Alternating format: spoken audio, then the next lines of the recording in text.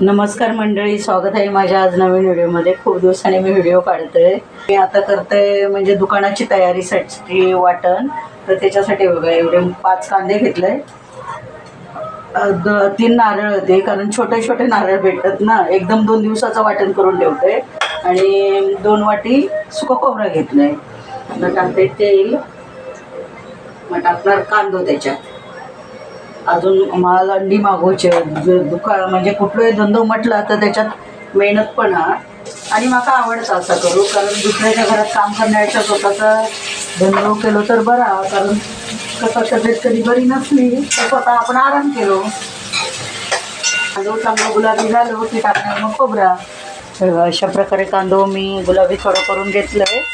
आता ह्याच्यात टाकते ओला खोबरा।